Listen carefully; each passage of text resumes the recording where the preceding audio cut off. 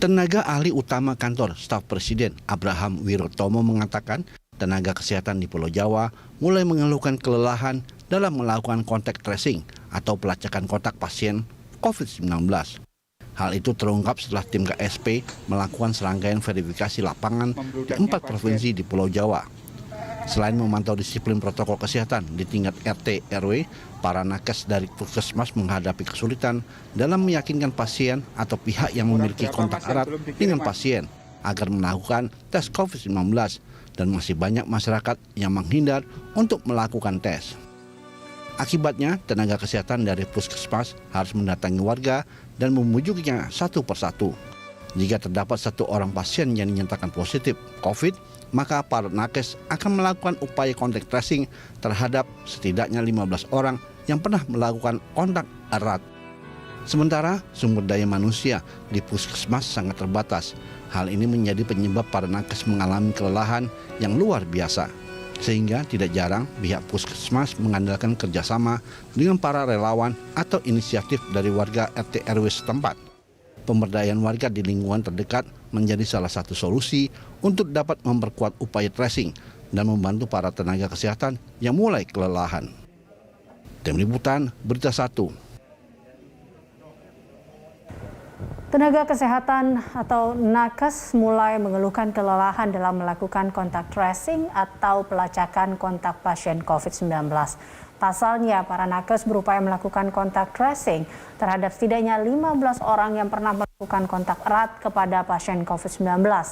Dan untuk membahasnya, kita telah tersambung dengan Mahesa Paranadipa, Ketua Pelaksana Harian Mitigasi Pengurus Besar Ikatan Dokter Indonesia atau IDI. Terima kasih Dr. Mahesa telah bergabung bersama kami, Dok. Ini kalau kita lihat terkait dengan tim KSAP ya atau kantor staf Presiden yang mengatakan bahwa tenaga kesehatan di Pulau Jawa ini mulai kelelahan dalam melakukan kontak tracing. Menurut IDI sendiri terkait dengan tanggapan ini, benarkah demikian yang terjadi di lapangan? Ya, jadi terima kasih. Jadi memang laporan dari teman-teman nakes yang bertugas terutama di FKTP ya Mbak, fasilitas kesehatan tingkat pertama, terutama di Puskesmas yang memang saat ini memang dibebankan untuk melakukan kontak tracing, itu mengeluhkan beban yang begitu banyak. Karena di Puskesmas sendiri kita tahu pelayanan itu tidak hanya kontak tracing saja. Mereka harus memberikan pelayanan kasus-kasus harian yang setiap hari masih banyak mereka temukan. Kemudian juga mereka masih terbebankan untuk melakukan vaksinasi. Kemudian masih harus melakukan edukasi kepada masyarakat. Program-program pemerintah selain COVID juga masih ada yang harus mereka kerjakan. Dan beban ini mereka kerjakan setiap hari. Jadi memang cukup melelahkan bagi teman-teman terutama di Puskesmas. Nah, sebenarnya Kementerian Kesehatan sendiri, Mbak, sebenarnya sudah mengeluarkan panduan terkait kontak tracing, ya, di mana tracer atau mereka-mereka yang ditugaskan untuk melakukan kontak tracing tidak hanya petugas kesehatan di Puskesmas. Untuk tracer sendiri bisa dari Babinsa bahkan ya, Babin Kantipmas, Satpol PP, bahkan bisa dari Karang Taruna, bisa memberdayakan PKK, bisa memberdayakan relawan-relawan yang lain.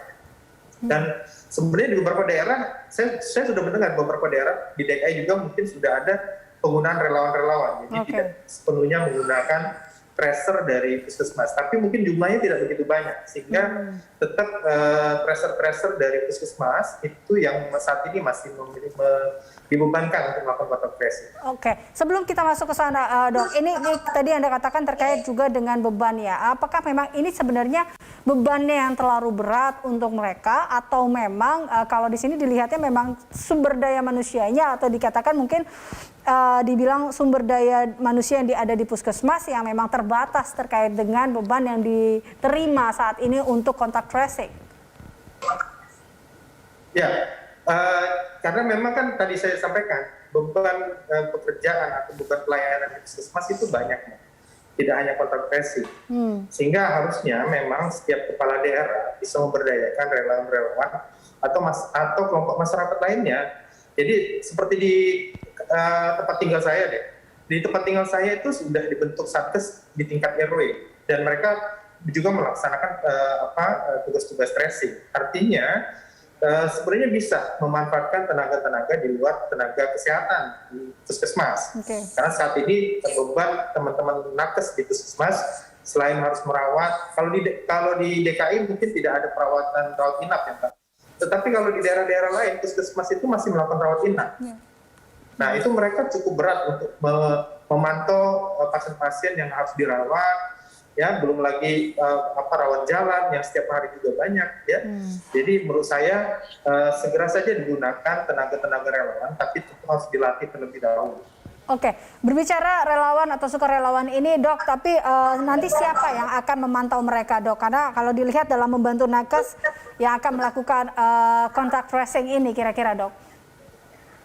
Ya, kan tugas tracer sendiri sebenarnya dia melakukan pelacakan dari orang yang terkonfirmasi dalam 2 hari kebelakang sampai yang terjadi kontak erat dengan mereka yang terkonfirmasi.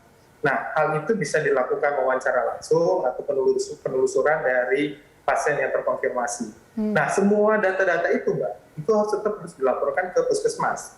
Karena puskesmas sebagai unit yang bertanggung jawab terhadap kondisi kesehatan di satu wilayah. Sehingga, dan panduan itu sebenarnya sudah ada. Jadi Kementerian Kesehatan sendiri sudah mengeluarkan panduan terkait dengan kontak tracing, dan semua mereka yang akan dijadikan relawan sebenarnya bisa dilatih dengan menggunakan panduan tersebut sebenarnya. Jadi tinggal ditunjuk saja relawan-relawan di setiap daerah, nanti puskesmasnya yang akan membimbing, mengkoordinasikan relawan-relawan tersebut, sehingga semua data-data, semua pemantauan bisa tetap terkoordinasi oleh puskesmas.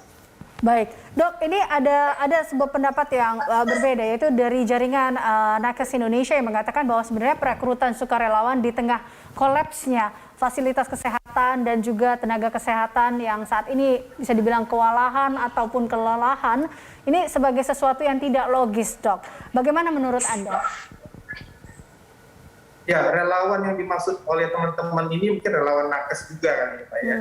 Jadi relawan nakes tentunya mungkin sudah ada tugas tempat lain juga, akhirnya harus dibutuhkan tracing. Jadi sudah melayani tracing lagi. Jadi yang kami maksudkan di sini relawan yang bukan nakes. Di panduan Kemenkes jelas, relawan yang bukan nakes itu kita bisa memberdayakan komponen di masyarakat. Ya. Ada Karang Taruna, ada PKK. Yang penting kondisinya sehat, fit untuk melakukan tracing. Gitu. Karena tadi sempat disinggung, target tracing kita masih rendah sekali dibandingkan target WHO. Sebenarnya bukan 15, target WHO adalah 1:30. Satu orang terkonfirmasi harus dilakukan tracing 30 orang. Dan itu perlu sumber daya. Oke, artinya untuk yang melakukan tracing atau kontak tracing ini di luar dari tenaga nakes, dalam arti ini dokter, seperti itu ya Dok, ini kita masih bisa menggunakan atau kita masih bisa bekerja sama dengan sukarelawan di sini, di luar nakes, yaitu adalah dokter ini. Dok, tapi tadi ya, salah satu yang mungkin menjadi kendala juga terkait dengan kontak tracing ini adalah di mana masyarakatnya yang juga enggan untuk di tracing, bisa dibilang seperti itu ya Dok, atau mereka menghindar untuk melakukan tracing atau dilakukan tracing. Ini gimana Dok? Ini tentunya harus ada kerjasama antara masyarakat dan juga nakes ini. Ya, betul. Itu juga yang banyak sekali masyarakat yang menghubungi saya juga berkonsultasi bahwa karena banyakkan nakes yang melakukan tracing itu tidak berkoordinasi dengan tokoh masyarakat setempat dan lain-lain, sehingga masyarakat juga menjadi enggan dan takut gitu Mbak. Ya kan? Oleh karena itu sebenarnya di panduan oleh Kementerian Kesehatan itu memang diarahkan memberdayakan komponen masyarakat. Karena kalau kita memberdayakan komponen masyarakat, ada Karang Taruna, ada PKK, mereka juga kan bagian dari masyarakat ya kan, sehingga pendekatan yang dilakukan terhadap mereka-mereka yang kontak erat itu bisa dilakukan dengan pendekatan sosial, pendekatan individual yang berlaku di lingkungan tersebut, sehingga keengganan, ketakutan yang terjadi bagi mereka-mereka yang kontak erat itu bisa dihilangkan dengan bahasa-bahasa yang mereka bisa pergunakan setiap hari. Dan keberadaan tokoh masyarakat, keberadaan komponen masyarakat itu penting sebenarnya. Jadi sekarang pemerintah harus benar-benar bisa menarik komponen masyarakat terlibat dalam penanggulangan ini. Kalau sekarang kan kita kesannya meminta masyarakat untuk taat terhadap regulasi, terhadap penanggulangan dan lain. Kita sekarang ajak mereka untuk terlibat dalam proses penanggulangan ini.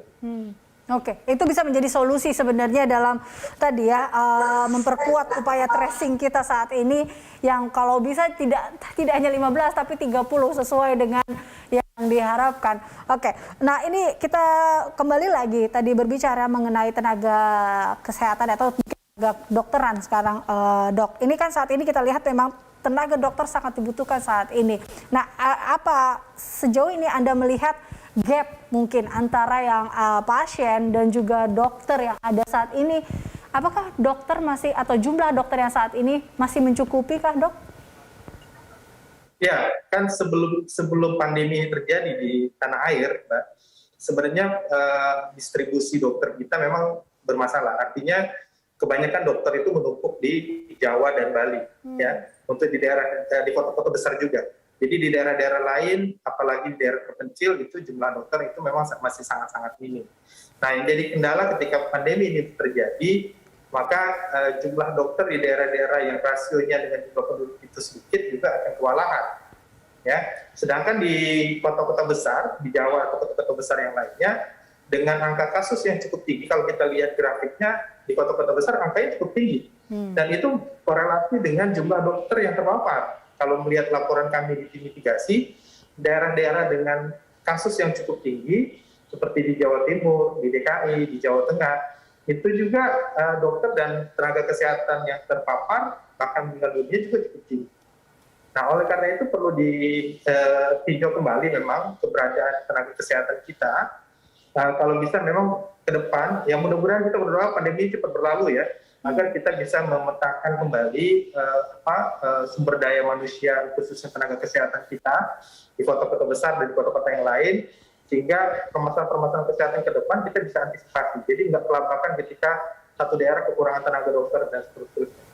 Oke, perlukah ada di sini mungkin jaminan perlindungan dari pemerintah tidak sih, Dok? Atau mungkin paling tidak pemerintah menjamin terkait dengan keselamatan ataupun mungkin hal-hal yang memang diharapkan oleh kesejahteraan dari para tenaga kesehatan ini? Karena banyak sekali juga mungkin ada dokter-dokter yang awalnya sukarelawan tapi mereka enggan balik lagi karena memang ini balik lagi ada orang tua, ada keluarga yang mereka tinggalkan. Ya, jaminan terkait dengan keselamatan, kesejahteraan sebenarnya itu menjadi hak fundamental setiap individu rakyat Indonesia karena diatur di dalam Undang-Undang Dasar 1945. Selain itu, khususnya tenaga kesehatan, kita juga diatur dalam Undang-Undang Nomor 1 Tahun 70 tentang keselamatan kerja, di dalam Undang-Undang 36 Tahun 2009 tentang kesehatan. Ya kan? Itu juga diatur, Mbak. Jadi terkait dengan keselamatan, perlindungan dalam mereka melakukan tugas-tugas profesi kesehatan itu menjadi tanggung jawab dari pemerintah. Jadi pemerintah harus aware terhadap hal-hal yang menyangkut terkait perlindungan seluruh tenaga kesehatan, baik itu perlindungan keselamatan, jaminan dan lain-lain, termasuk kesejahteraan itu harus diperhitungkan. Dan sebenarnya sudah ada langkah-langkah dari pemerintah, ya, seperti dari tahun lalu mengupayakan ketercukupan APD dan lain-lain, kemudian memberikan insentif. Cuma memang mungkin tidak terlalu banyak ya kemampuan pemerintah yang ada, sehingga memang ada keterbatasan-keterbatasan. Nah, itu dirasakan oleh teman-teman di daerah, khususnya tenaga kesehatan terkait dengan keterbatasan-keterbatasan tersebut. Bahkan di DKI sendiri, di rumah sakit kami, ya kami harus bisa mengupayakan keterbatasan-keterbatasan itu semaksimal mungkin. Misalnya terkait dengan APD, jadi bisa jadi ada APD untuk di daerah yang bukan zona merah bisa dirius atau digunakan kembali dan seterusnya. Karena kalau digunakan diganti terus setiap hari, tentu kita memiliki keterbatasan biaya, juga stok APD yang juga tidak terlalu banyak dan lain-lain. Juga insentif juga. Jadi kalau kita hanya mengandalkan insentif dari pemerintah mungkin tidak begitu mencukupi bagi posisi-posisi nakes tertentu, sehingga memang dituntut bagi manajemen Vaskes untuk memberikan insentif-insentif tambahan bagi mereka-mereka yang memiliki resiko melakukan pelayanan di zona COVID. Baik, terima kasih Dr. Mahesa telah bergabung bersama kami dalam COVID Today. Dan pemirsa, demikian pembincangan kita bersama Dr. Mahesa Paranadipa, Ketua Pelaksana Harian Mitigasi Pengurus Besar Ikatan Dokter Indonesia.